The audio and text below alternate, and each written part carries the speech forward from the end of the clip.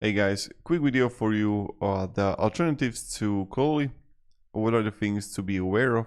So the first one is Plurally. So Plurally is built with Dauri, and it's a like open source alternative to Plurally, a lightning fast, privacy first AI assistant that works seamlessly during meetings, interviews, and conversation without anyone knowing.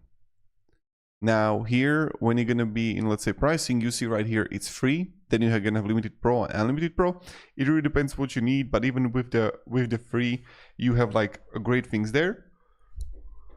So that's good.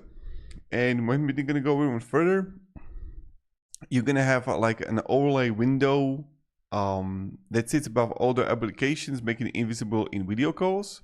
System audio captures and voice input, real-time transcription, screenshot proof design. So as you can see right here, right? Now this is the first one that you can actually like check out, and it's a really cool app. So Plurally is like very good. Now another one is OpenCloudy, but this is something that you have directly on GitHub. So this is like the screen sharing Zoom, Teams, Meet, Discord, appears as normal system process.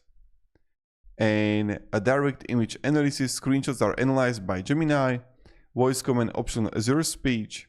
So, but here you're gonna have also, it requires API keys, okay? Then also you have Mind Whisper. This is something that you can, it's like fresh thing as you can see. And this is also as a free alternative. So free meeting assistant AI with real-time transcription, AI generated responses, stealth mode overlay, free and open source. So this is something that you can also check out.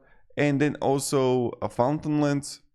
This is another one that you can like check out. So open source, privacy focused alternative to Plurally that helps you see beyond and know more, and operates like a ghost across your screen. And as you can see, it's also updated and it's fresh.